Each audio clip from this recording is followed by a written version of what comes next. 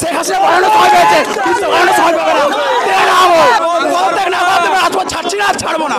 সেটাই বলতে চাইছি যে একটা দৃষ্টান্তমূলক যদি শাস্তি না হয় তাহলে এটা চলতেই থাকবে। মমিতার খুনের বিচার চাওয়াই কাল হয়ে দাঁড়ালো ঋতুপর্ণার। গ্রেপ্তার হলো মমতা বন্দ্যোপাধ্যায়ের পুলিশের হাতে ঋতুপর্ণা, যা এখন রীতিমতো ভাইরাল নেট দুনিয়ায়।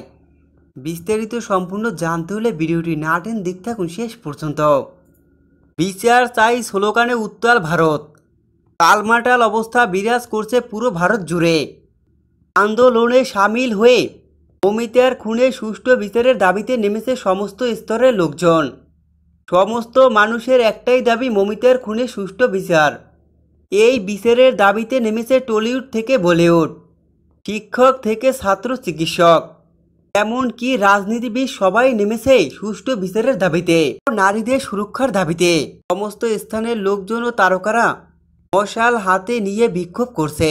অনেক টোলে শিকার হয়েও ঋতুপর্ণা তাদের সাথে যুক্ত হলেন। আন্দোলনে যোগ দিয়ে অপরাধী শাস্তির দাবিতে স্লোগান দিচ্ছেন ঋতুপর্ণা। সেটাই বলতে চাইছি যে একটা দৃষ্টান্তমূলক যদি শাস্তি না হয় তাহলে এটা চলতেই থাকবে।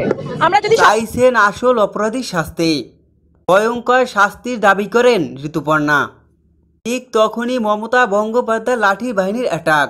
আন্দোলনকারীদের মাঝে ঢুকি লাঠিচার্জ শুরু করে পুলিশ। পুরো রাজপথে পুলিশের তাণ্ডবে তন্ন বিছন্ন হয়ে যায় আন্দোলনকারীরা। আর সেখানেই পুলিশের হাতে গ্রেপ্তার হয় আলোচিত জনপ্রিয় ঋতুপর্ণাকে। গ্রেপ্তার করে নিয়ে যাচ্ছে পুলিশ। পুলিশের হাতে গ্রেপ্তার হয়েছে ঋতুপর্ণা।